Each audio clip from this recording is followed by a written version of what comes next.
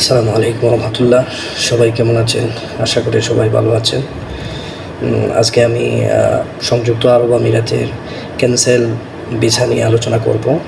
বর্তমানে যেটা সংযুক্ত আরব আমিরাতে চালু আছে এবং ভিজিট সংক্রান্ত ভিসা নিয়ে পাশাপাশি অন্যান্য ভিসা নিয়ে আলোচনা করব।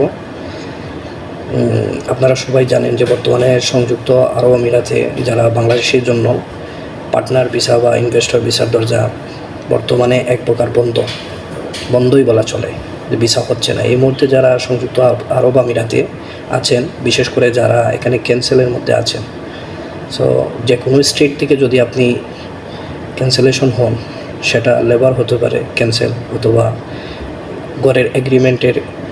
গড়ের ভিসার ক্যান্সেল হতে পারে, অথবা পার্টনার অথবা ইনভেস্টরের ক্যান্সেল হতে পারে। তো এক্ষেত্রে কি এই ক্যান্সেলেশন ভিসা থেকে যদি আপনারা এমপ্লয়মেন্ট বা লেবার ভিসা লাগাতে চান, তাহলে সেটা লাগাতে পারবেন। ক্যান্সেলেশন থেকে বর্তমানে লেবার ভিসা অথবা এমপ্লয়মেন্ট ভিসা, যেটা সংযুক্ত আরব আমিরাতে বাংলাদেশিদের জন্য হচ্ছে, সেটা যে কোনো স্টেটেই হতে পারে। অতএব আপনারা যদি এই সংযুক্ত আরব আমিরাতে যে কোনো কোম্পানি থেকে ক্যান্সেল হয়ে ভিসা লাগাতে চান, এমপ্লয়মেন্ট ভিসা 2 বছরে, তাহলে সেটা আমরা প্রোভাইড করব। সেটা আমাদের সাথে যোগাযোগ করবেন, ইনশাআল্লাহ আমরা করে দিতে পারবো। এবং 2 বছরের ভিসা নিয়ে আপনি যে কোনো জায়গায় কাজ করতে পারবেন। বর্তমানে আপনারা যারা সংযুক্ত আরব আমিরাতে ভিজিট ভিসায় আছেন, আপনারা জানেন যে ভিজিট ভিসা হচ্ছে না, বর্তমানে লেবার ভিসা হচ্ছে না, তবে কিছু ভিসা হচ্ছে।